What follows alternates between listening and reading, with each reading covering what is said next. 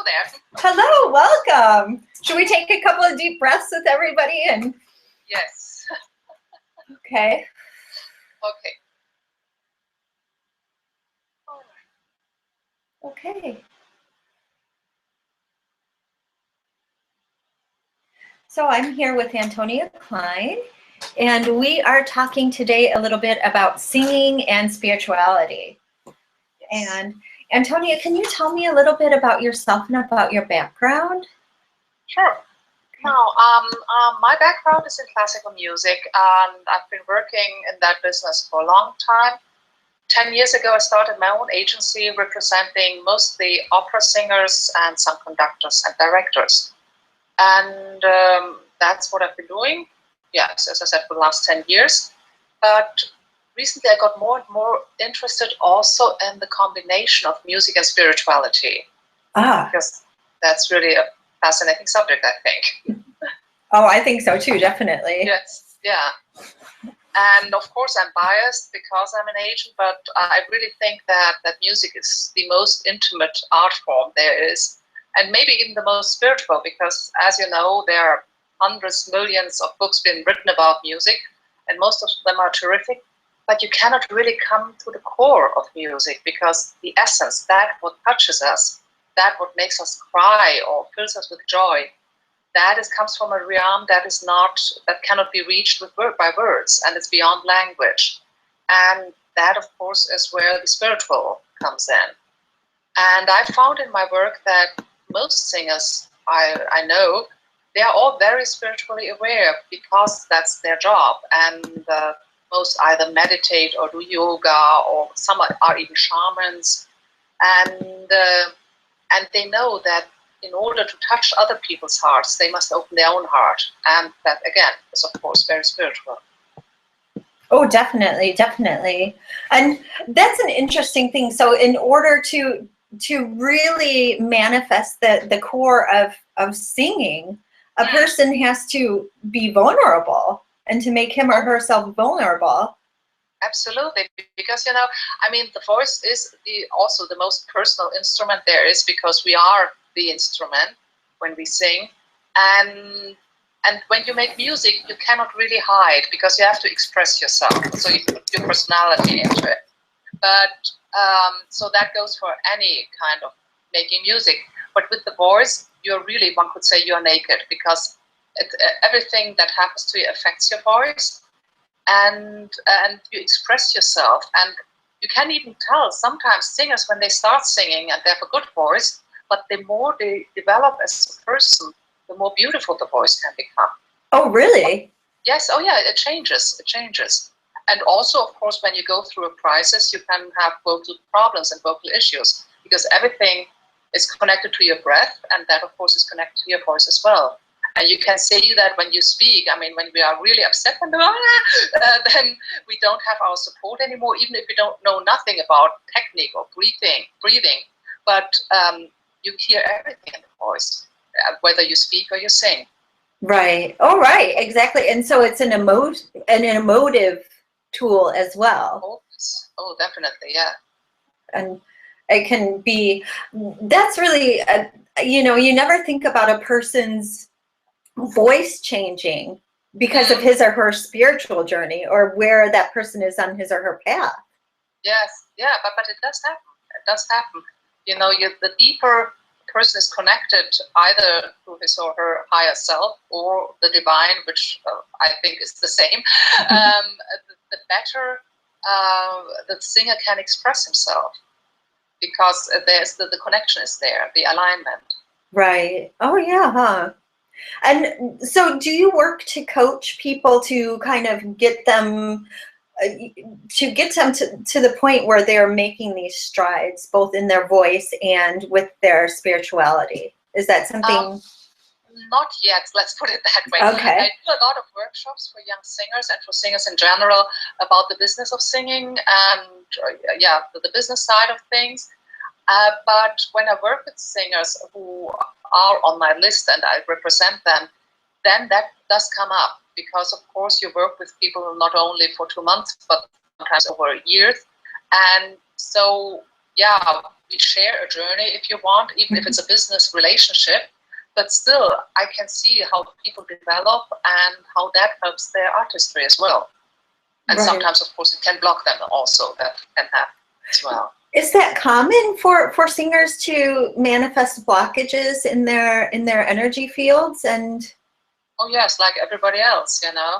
And with the, especially maybe with the with a career in classical music, because there are so many things we don't have under control, and singers have to audition, and you see that time and again that you need to be confident and you need to believe in yourself without being full of yourself. And you do your best, and you never know what the panel is going to like or not. And as soon as they expect something out of them and they try to second guess them, or they take it personally when they are rejected, which of course is normal, but then it's harder for them in this business. And when they decide, okay, I do my best and that's all I can do, and I go with the flow, and if somebody doesn't want me, okay, maybe somebody else will, it makes it so much easier for them. Because of course nobody likes rejection, but it's part of this business.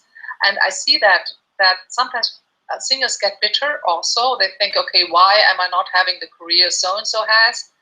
And bitterness is really not helpful.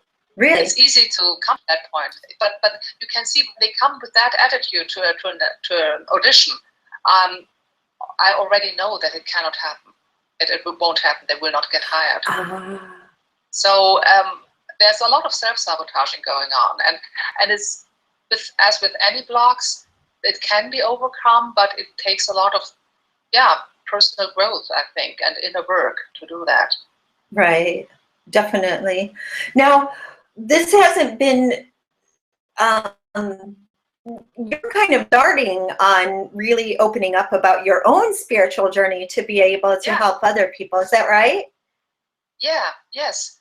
So actually, maybe we start with how we two met, huh? Remember? Yes. That was a year ago, almost exactly, I think 13 months now, in September last year in Zurich. Yes. At the Being Virtuous course about angels. And you know, and almost everybody knows that she's known as the angel lady. She's very famous.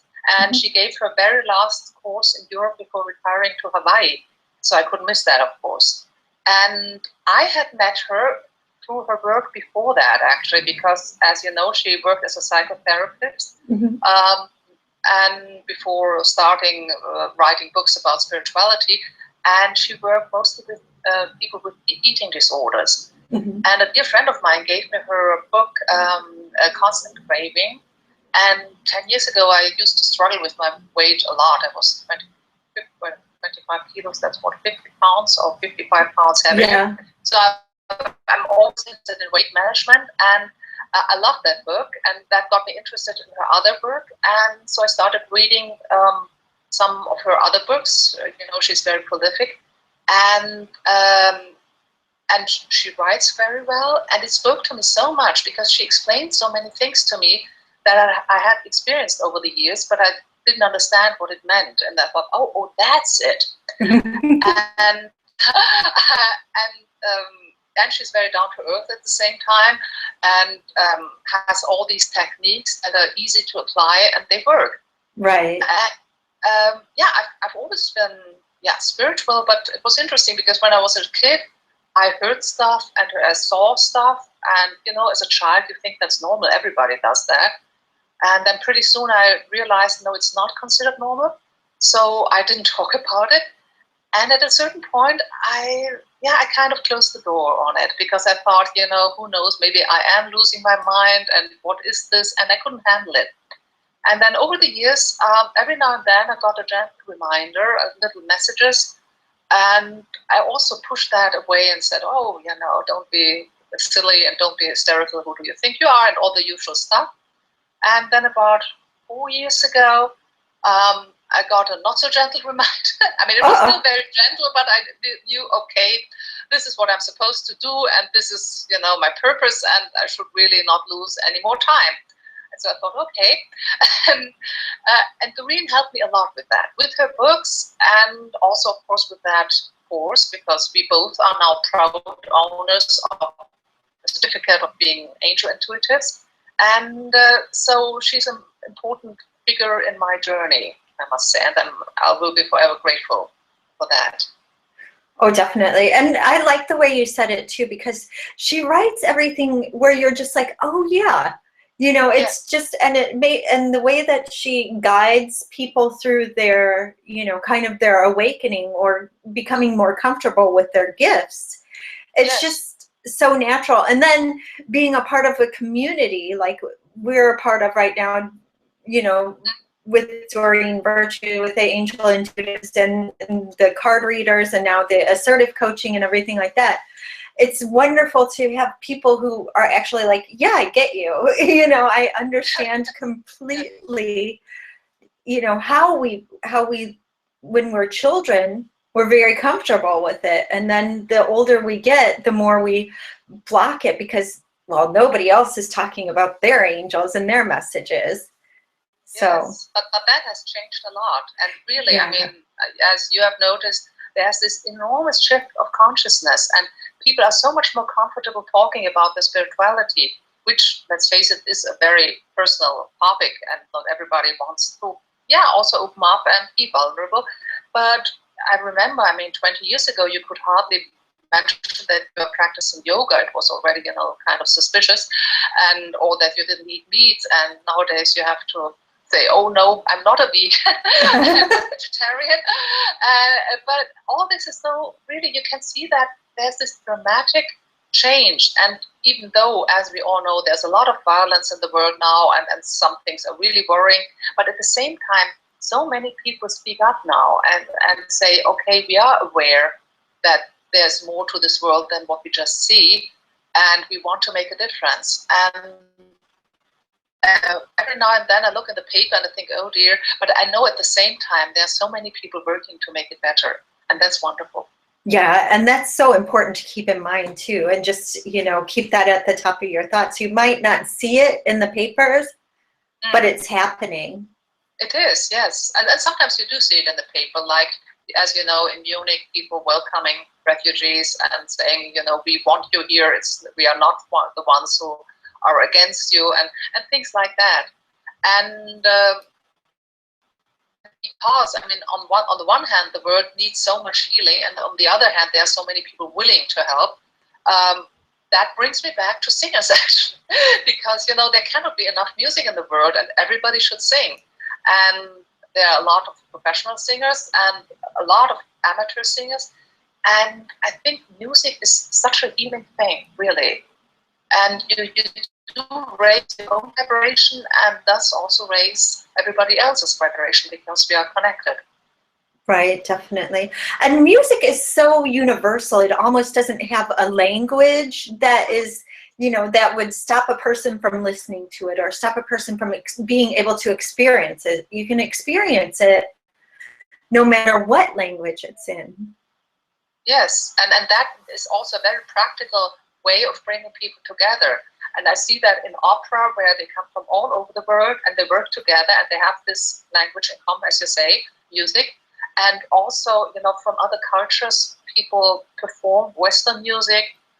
I don't think we are so good at performing other cultures' music, but anyway, but they manage to get to the heart of it, even though, you know, we don't know what people in Vienna in the 18th century were like. And we still Mozart and Beethoven, they still talk to us, and they are not the only ones. Right, because it doesn't really, like you were saying earlier, it doesn't really need word, like it's so archetypal, it's timeless almost. Yes, so exactly. And it not only doesn't need words, of course, opera has words, and that is the eternal discussion. Yeah. Okay, first the music, then the words, or the other way around. But okay, but the essence of music, that speaks to people, and that goes right to their heart and makes them cry and moves them beyond words. Right. Yeah, and that must be really evident in opera because so many of them were written in Italian, for example, or in, you know, with, if you're talking about Mozart, wrote his in German, and, you know, but you also wrote in Italian. Yeah. And just to have that go into other worlds and be so timeless and be so universally understood, if you want to say. Mm-hmm. Yeah. Yes, exactly. And not only Italian, and French and Russian and Czech and right. And but that doesn't mean people cannot be moved by it. Right. And of course, I mean, with classical music, the more you know about it, the more you can appreciate it, but you can still enjoy it when you know nothing. Right. Right. So it's got different layers of understanding. Many. Yes, many layers. And you never come to an end. You know, I've been in this business now longer than I care to admit. You never stop learning, you know. Right. And also human voice, I mean, since I've been in this business, I think I know a little bit about it, but still, you also, when I sing myself, you always come to another level and you think, oh, wow. And that's so fascinating. It's never, you know, oh, I've seen it all, I know it all. No, you never come to that point. Right. Because, and there's always new things coming up, also, even if it is classic. Yes, and it's also, you know, a little bit similar to my healing work. The more you live and the more you learn about life, about the world, etc., the deeper it gets. And that's so wonderful. Even if you don't listen to music for a while, because you live in between, you have a deeper understanding then. Right. Okay, so you're also a singer, and you work with a lot of singers. Yeah, but I'm not, you know, I never got to a professional level. I never got over my stage fright, so nobody should fear me as competition. No, but I enjoy singing a lot, and I appreciate how hard it is to come to a certain level. But I'm not, you know, I'm not a failed singer because I never tried to do it as a living. But I represent singers and I work in opera. Okay, okay. And how do you feel about the singer as a channel for healing? Yes, of course, because the human voice is healing in itself. Healing for the one who's singing and healing for the one who's listening. And I don't know, well, actually, I don't know whether any singers are listening, whether they want to chime in or what, because they are the ones who are on stage, whether they perceive themselves as channels. As I say, very many are spiritually very aware. Maybe they do. Is there anybody? Do you maybe? Let's see. I just typed in a little message to say if you're a singer who would like to chime into the conversation, please feel free. And if you can't get us through the group chat on Skype, or I'm sorry, on the Google Hangouts, then you can message me or Antonia, and we will get to it. So hopefully this will work. Now, do you think that because we talked, I'm remembering our conversation the last time we talked, and does the singer and do the performers get an energetic, gather energy from the audience? Do they? I did not quite hear that. I think we broke up. Does the singer get the energy, and then you were saying? From the audience. Oh, yes, a lot. I mean, first of all, I mean, they have their own adrenaline and they have to work with that, but an audience can make or break a singer. I mean, that's really, you can see that sometimes when an audience is very appreciative and they really carry the performer through the evening, or when they're really, you know, they don't feel like it and they clap a little bit, and that can almost suck out the energy from the performer, because it's always an exchange, you know, it's communication and it goes both ways. And when they really love it and, you know, they shout bravo after an aria, that gives the singer also more confidence, because he reaches his audience. Right. And so that it is about communication. And I see that also at the auditions. I mean, does the singer communicate? Does he or she say something where's the character? Do I see that? Do I hear that? And can the singer reach me? And I also know that it depends also on the audience, because sometimes, I'm not in the best form. And of course, as a professional, I know a singer is good. I mean, there are certain parameters like pitch and interpretation and technique, etc. But still, sometimes I don't respond as well to the singer because my energy is low. And of course, I do my best to raise it. But it goes both ways. Right. And you never really think about an opera performance being a two-way communication. You think of it as being a one-way communication, but that's really interesting to think how your vibes affect the person who's on stage. Yeah, absolutely. And actually, an actress once told me, yes, she feels that so much, the energy from the audience, and it does affect her performance. And usually in a good way, but it can also go the other way. Right. Oh, totally. But they really have to work at keeping their energy at a certain level as well in order to be able to affect the audience in the way that they'd like to. Yes. I mean, first on a physical level, because, it's a singer is an athlete, and because he works with his body. And and then also to work with his adrenaline, because many singers suffer from stage fright, and they have to work through it and see that they can get rid of it as soon as possible. And and then they need to be on that level that they can really give their best. Well, that's really interesting when they get to a professional level that they still suffer from stage fright. Oh, yes. Most of them do. Yeah. Oh, yes. And there was one very famous one who actually, he was almost crippled by a stage fright, and he had a very good career. I'm not naming names, but because it was terrific. I was once in a that singer left the stage during the aria because he couldn't handle it anymore. Oh, wow.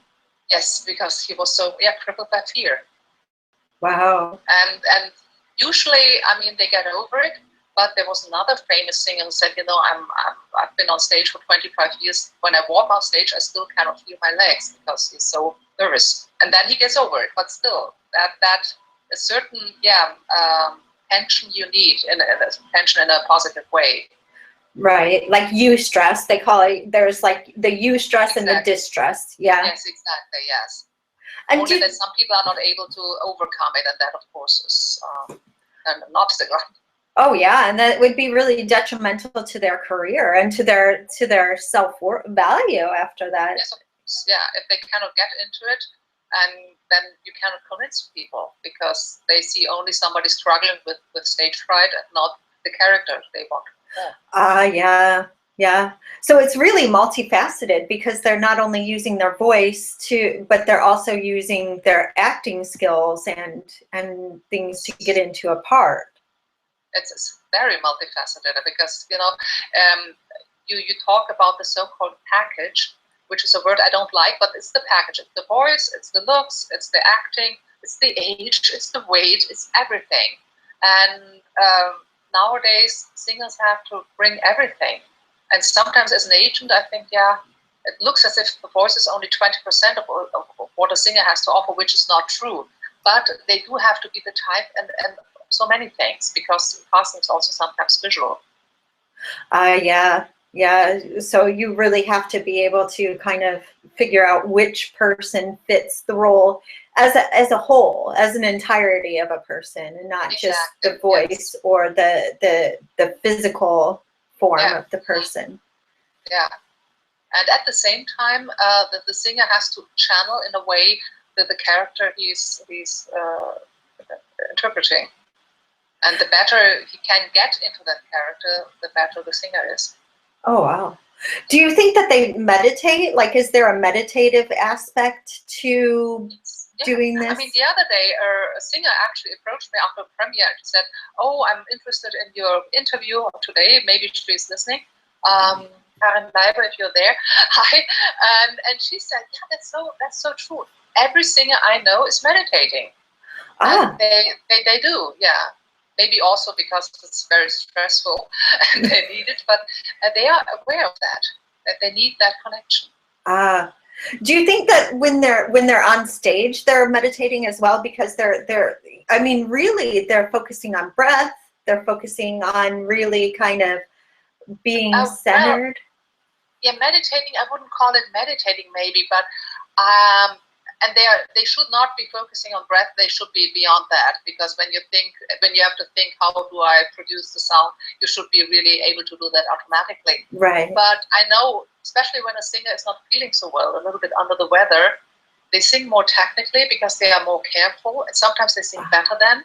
And some of them even say, okay, I've done my best, and I just leave it to somebody up there. And I don't know whether one could call it meditate, but they really give it over to the universe and let it sing. That can happen. Yeah. So it's almost like a divine guidance or divine intervention. It can happen, yes. But I mean, it's also a profession and a job, and professionals know what to do, and they cannot be in trance because they really need to do, hit their marks and do the staging and see what the conductor does. I mean, as I said, I mean, maybe there are some performers who have comments on that. Because I've sung a little bit, but I'm not a soloist. Well, hopefully somebody will keep an eye on the YouTube replay as well, so that we can see if we get any questions about that or any feedback about that as well. So yeah, I'd be really interested in it, because it's what I see and what I hear, and and I'm always fascinated about how singers reach their audience, and of course, as an agent, how they reach the casting directors or not, and why not. And that is very interesting, because I also need to find, okay, who would be a good fit, and then of course sometimes they have a bad audition or they're not feeling well. That can always happen, but it's very interesting the match, because it's also a kind of a resonance in a way. That somebody sings and they like the singer, and sometimes the casting directors cannot even say why. And sometimes they cannot tell me why not, which is kind of frustrating. Yeah. That happens. Oh yeah, I can imagine. Now, do singers as artists and as spiritual people have problems making the kind of manifestation of abundance fit together with singing? Oh, yes. Do you see that come up? I think that abundance, you mean financial abundance. Yeah, I think. exactly. Which is usually the case. I always think that money is a spiritual issue, actually, and especially with art, because many singers and many artists in general struggle with the fact that they get not paid, and many promoters also say, oh, but you get the exposure, and they don't feel like paying, or not enough, or not what they are worth it. And I think I told you about this cellist, this young musician, who told me, oh, art is pure and money is dirty. Yeah. And I said, my dear girl, no, I didn't say my dear girl, that would have been too condescending. I said, my dear, if you have that attitude, how do you want to make it as a professional musician? Right. Because a lot of people think that way, but I mean, art may be pure, but money is not dirty. Money is neutral, and money is energy that has to flow. And music, as any other art form, is also a business. And as an agent, sometimes people also tell me, oh, you always have to talk about money. Yes, that's my job. And, right. Yeah, I heard that, really, that people seem to resent that. And that's also, by the way, why many singers like to leave negotiations to their agent, because they don't like it. They don't like to talk about money. And but people really should be able to overcome that, because, as you know, it's not that there's a limited amount of money out there and you don't take it away from somebody else. If you earn money, there is enough and there is abundance, but we have to find a way to make it work for us. Right. And they're putting their time into this, they're putting their skill into this, they're putting, learning, and it's, like you were saying, professional athletes get paid. Yes, and that's it. I mean, there's this role, Elektra by Richard Strauss, and never mind. And there's, towards the end, the father of Elektra comes, the one she wants to kill, And this character is called Egis, and he sings for 4 minutes. And usually, because it's a very short role but an important one, usually a kind of a big name or somebody who can convey that authority is called in, and they say, yeah, he gets 1,000 euros a minute, because 4,000 is usually the minimum of what that singer gets. But he doesn't get that for 4 minutes of singing, but for 4 minutes of singing and a lifetime of practicing and rehearsing and being the artist he is. And which, by the way, is in a way similar to being an agent, because sometimes, you know, you make 3 phone calls and get 10% of a very nice fee. And then people say, oh, but you worked only 10 minutes. No, I didn't work only 10 minutes. I worked 10 minutes and built up the contacts and did all the stuff that didn't work out, etc. But with singers, yeah, sure. I mean, they work so much and then they sing an evening, but you cannot say, okay, for those 4 minutes or 20 minutes they sing, that means that they get, I don't know, 30,000 an hour. It doesn't work that way. Right, right. And like you said too, it's an accumulation of skills. It's an accumulation of relationships built. It's an accumulation of being there, showing up, doing the job, and having that reputation. Yes, yes. And singers, I mean, it's such a complex thing to sing. I mean, yes, you need to do your scales, you need to work on your technique, but there's so many more things to it. Right. And yeah, and you bring your whole being to it. So, and you have to develop all of that. Right. Oh yeah, definitely. So it's hours and hours for any minutes that they're on stage. It's hours and hours of work and practice and technical skill and rehearsal. Yes. And oh yes. So there was, when I worked in theater, because, you know, I was in theaters in the planning office for 10 years, there was always this joke, okay, and what do you do during the day? Yes, you get it. Right. Oh, definitely. Definitely.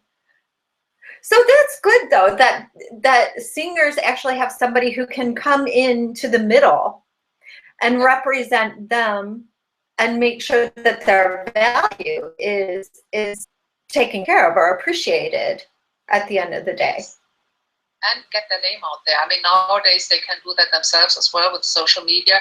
But since there are so many singers around, promoters need to be reminded, oh, don't forget so-and-so, and he's really terrific, and things like that. And as I said, many singers are uncomfortable negotiating on their own behalf. Some of them are very good, but most say, oh, I want to stay out of that.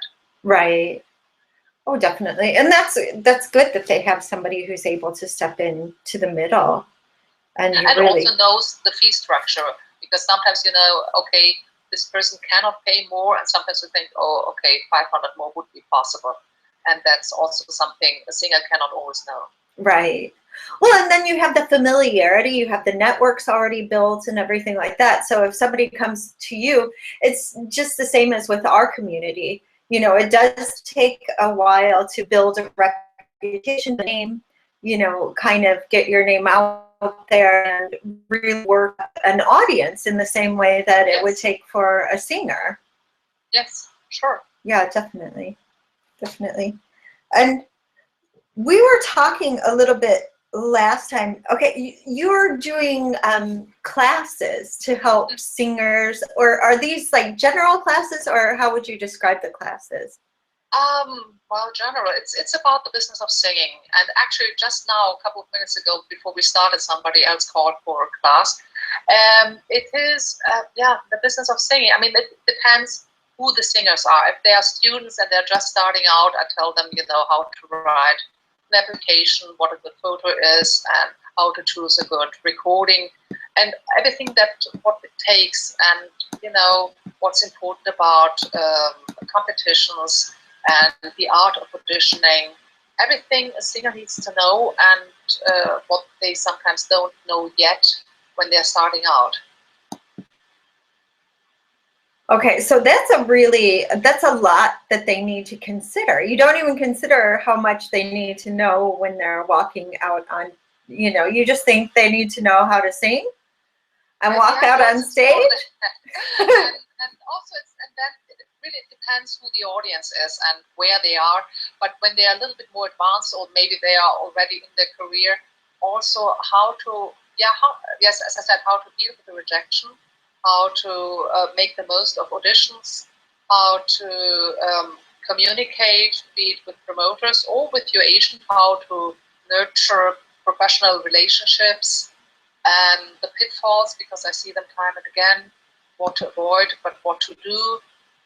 Yeah, there's so much one can talk about, and it's really interesting. And also with the photos, actually, when I always analyze the photos, because it's very interesting what photo somebody chooses. Because it's the issue of self-awareness and how other people perceive you. And I do that usually that I show the photo to the class, and then I look at it, and then I say, okay, it's either very good, or it does not capture you, or I don't see, the sparkle in your eyes. And usually I don't know these singers, or just met them, or just heard an audition, but in the class they have worked together, and then I say, okay, what do you see in that photo? And that's really interesting. Oh, definitely. I can imagine, because you don't really think about that when you're picking out a photo. You just think, okay, I'll pick the one that makes, my skin look the best. Or, yeah. Yes, exactly. Yeah. And it's really fascinating, because sometimes people choose a photo which is nice but bland. It doesn't give their personality. And I tell them, it's the very first impression, and it must intrigue the person who looks at it. Right. I must say, okay, who is that? I want to get to know this person, and I want to hear how that person sounds like. And that's always very interesting. I mean, fascinating how then also the singers respond, and when we does that. Because it's this, the self-awareness, how do I perceive myself, and this perceive, how do I perceive. Yeah, it's really, that's one of the parts I like almost most about it. Oh, I can imagine that would be really interesting to see, and then also to tutor people on how to choose. Yes, exactly, and tell them why I don't like something, or why I do like it, or what would be better. And I do also do one-on-one coaching, where it's also feedback for audition, about repertoire, and about the business and the system, because as you know, in German-speaking countries, we have the so-called Stadttheatersystem, which is unique. Yeah, it's in Germany, Austria, and Switzerland. And the Stadttheater, these communal theaters, you don't have them anywhere else in the world. And actually, the system, the German theater, opera houses, and orchestral landscape has been declared World Heritage by the UNESCO. Really? Yes, last year was about time. Oh, wow. Yeah, they still have budget cuts, but at least they're acknowledged as World Heritage. Oh, wow. Oh, well, you wouldn't even think of that as being tied to the state in any way. Do you know what I mean? Because you think that it would be, kind of, I'm American, so everything is privately owned. No, it's not. And the system of subsidies, and that the taxpayers pays for it, and how that works, and especially for Americans, for anybody who comes from abroad, and there are so many singers from all over the world, because there are so many opera houses. I mean, more in Germany, the rest of it. And so they need to learn about that system, how it works, what they need to know, what kind of different contracts there are, all these business things. And that's what I talk about as well. Wow, that's really fascinating. But it's, I think about it now too, and I live in Austria, and we do have a lot of support for the arts. Yep. In our communities, and I love that. I think that's wonderful, because the children can get right into music and singing and everything, and without having to worry about the extra fees. Yes, yeah. But I do think that that Austria appreciates art more than that Germany does, I think. No, I don't know. I heard that from somebody in Innsbruck, that they said that really that the Austrians, the politicians, but also the man in the street, they realize how important music is. That's also their heritage, and also brings money. All the tourists, and they appreciate that more. And they love singers, or they love artists more. Whereas in Germany, I get the impression, yes, it is part of the culture, but it doesn't seem to be that important. Which is a shame, of course. Right. But I do think, we talked about this a little bit last time, I do think that Germany as a country, as a people, are really taking strides forward recently, as far as spirituality is concerned, as far as, you know. Oh yes, I think so too. I mean, especially Germany with its history and the Second World War and everything. We've worked through so much trying to get to terms with the Third Reich, and actually, I've heard that I don't know who said that, but that especially the German-speaking countries, Germany, Austria, Switzerland, are the new roof of the world, because you know this play of words, because in German, roof, das Dach der Welt, is Tibet actually. You know, and das Dach der Welt, Dach, roof is D for Deutschland, A for Austria, and CH for Switzerland. So, and it seems to be, I mean, I don't know about Austria, but I do know that it's a very vivid spiritual scene in Switzerland, and also in Germany, everywhere. I don't know whether it's more than, say, in France or so, but there's this enormous awakening. And you can see that now, especially with the civil wars in Syria, etc., that people have changed so much. And as we know, of course, there are, again, people from the far right who are very hostile, but so many people are now ready to go out and speak up and for what they feel is right. So there has been this major shift, and that makes me very happy. Oh yeah, definitely. I mean, we have the same thing going on here with, you know, just, and you know, when it first started, I sometimes can't even talk about it without tearing up, because it's such a part of me, and my, you know, my family fled World War I and went to America. Okay. Here I am more closer to my roots here. I didn't know that. Yeah. Oh yeah, than I was in America. Okay. And also, it's really see how the people, you know, being from America and just having that perspective, how it's normal culture to have such a closeness to the land. Mm-hmm. And to the older traditions, you know, like the Advent calendars, the Yule log, the lighting the candles, you know, the farm work. It's so fascinating for me to see, because where I was at, I was so cut off from, you know, everything is kind of astringent and not so, and then you come here and you're just like, you know, it's fascinating on the one hand. Interesting. Yeah. So you, in a way, it was for your homecoming. Yeah, kind of. I'm still getting settled.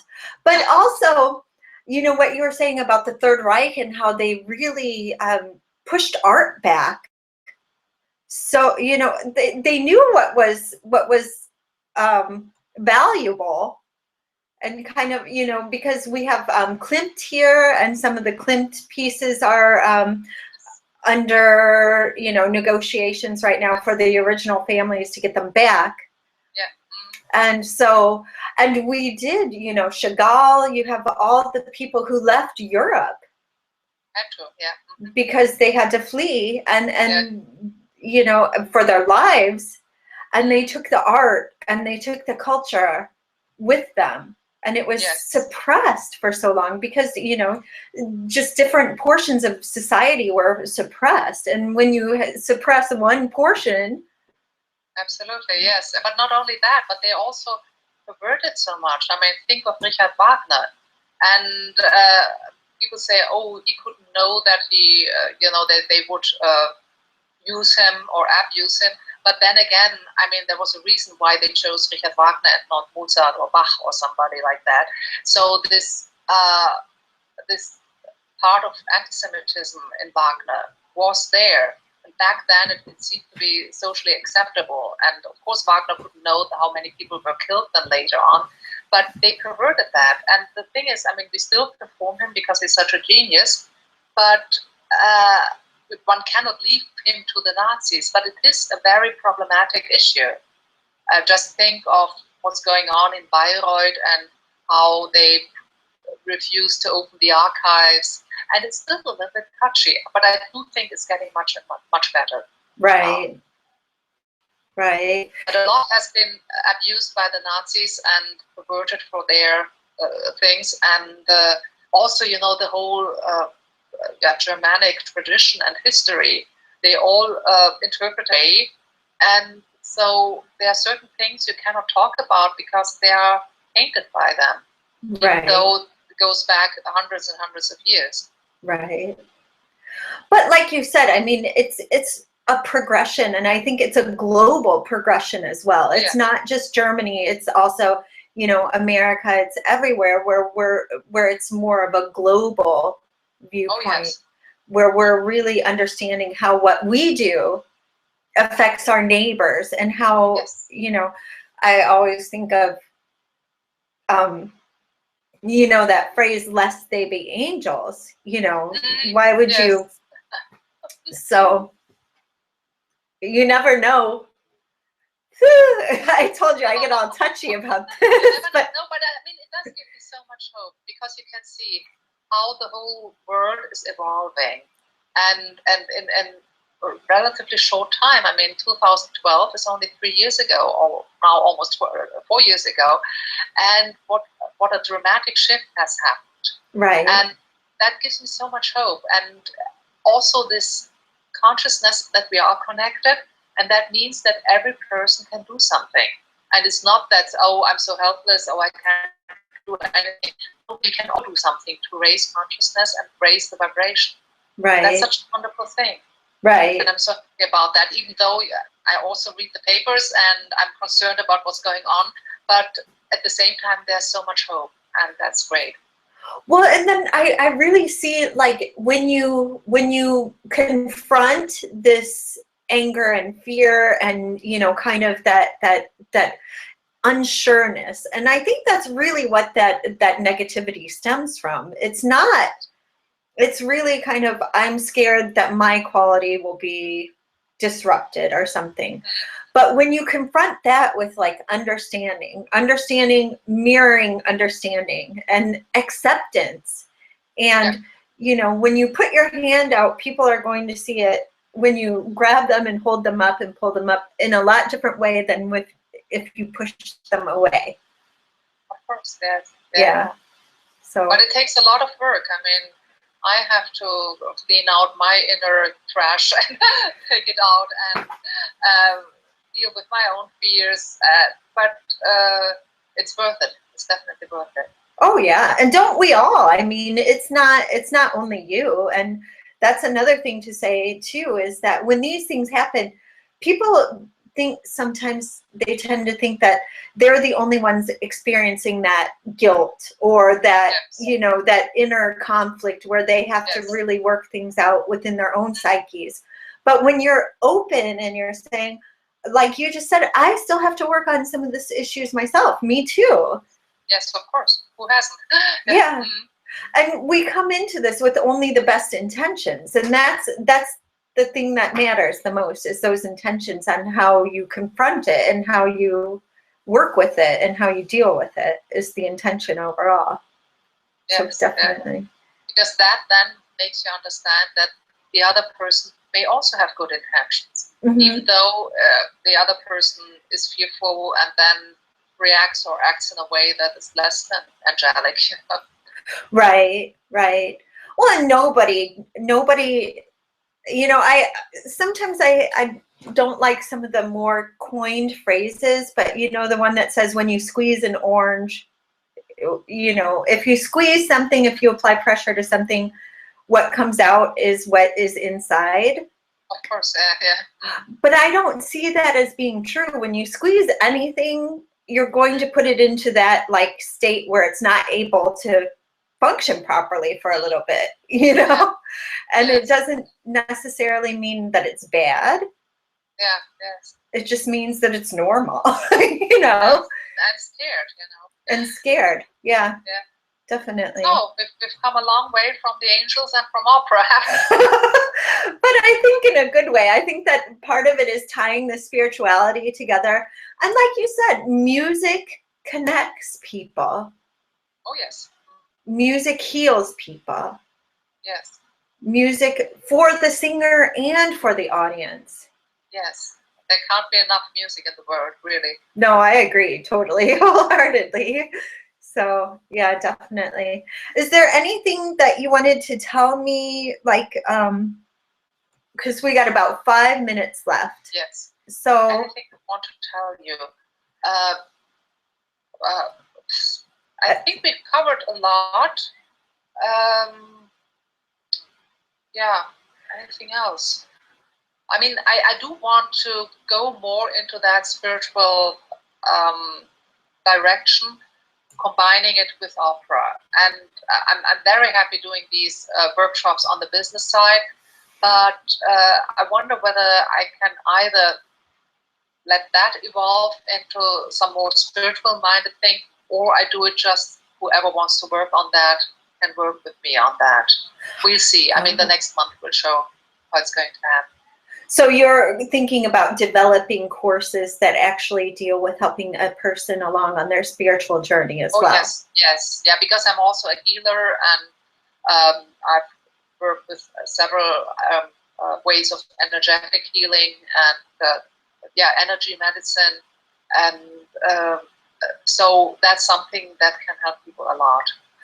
You mentioned your certifications last time, and you have some pretty fascinating backgrounds. Yes. So apart from the being an angel intuitive, the year before, actually, that was the first time Doreen was in the neighborhood. She was in Salzburg in 2013. I don't know, were you there? I was there. Okay, we haven't met there. But then, okay. And she did this course on tarot card reading, which I attended as well, which I love. And but way before that, in 2001, I started this 3-year course, or 3.5, I think, from the International Network of Energetic Healing, INE. And that was my first certificate and my first systematic training in that. And everything that came afterward, that fits so beautifully, because of course the energy is always the same. And I started doing some healing on the side, but never had really time to develop it any further because I was so busy, with music. So we'll see how one can combine that. Oh, that would be really interesting. Yeah. And then there was also you also saw. Yeah, I think you worked with Robert Reeves, didn't you?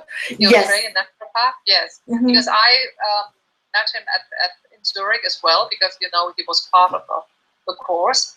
So I also did a certificate, or I got a certificate from him with flower therapy, and I attended a workshop with Kyle Gray, who's also a fascinating angel medium. I love him a lot. And Alex Lloyd, who does, he wrote this book, The Healing Code. You were telling me about that, and I really want. Yes, it was a major bestseller, at least in Germany, but not only. So I did several talks about that because it's wonderful. And actually, I'm now talking about a workshop at the Congress of the, this International Network of Energetic Healing. So maybe one can combine that. I'll find out more about that next week. Oh, that will be fascinating. You have to keep me informed about that, definitely. Will do, definitely. Yeah. Yeah. And Kyle Gray was just here in Vienna. Was that 2 weeks ago? Ah, okay. Yeah. And were you there? Actually, I volunteered on his angel meeting night. Ah, okay. Yeah, but I wasn't able to attend he did a forgiveness with the angels. Yes. Yeah.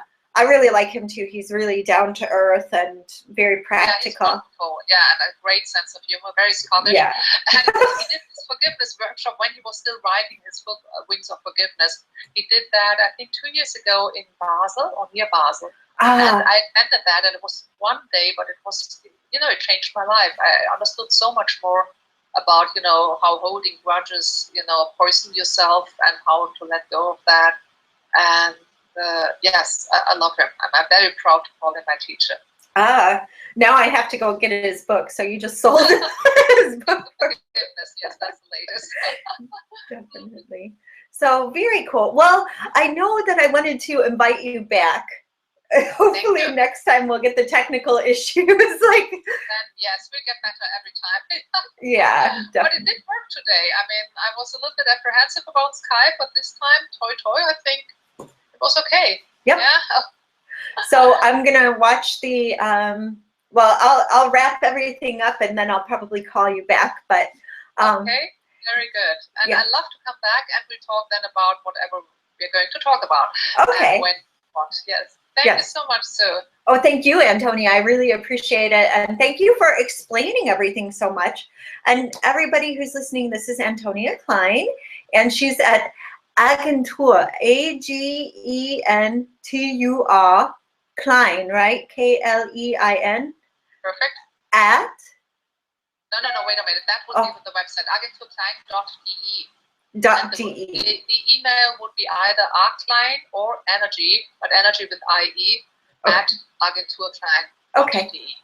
And I will, I'll write these in the, like in the, you know, the Twitter explanation so that people can contact you if they want to learn more about opera or actually working with their spirituality to improve their voice and their presence on stage. Absolutely, yes. Very good. Fabulous. Thank you, Sue. Thank you, so Antonia. much. Okay. Bye-bye. Cheers. Bye-bye. Talk soon.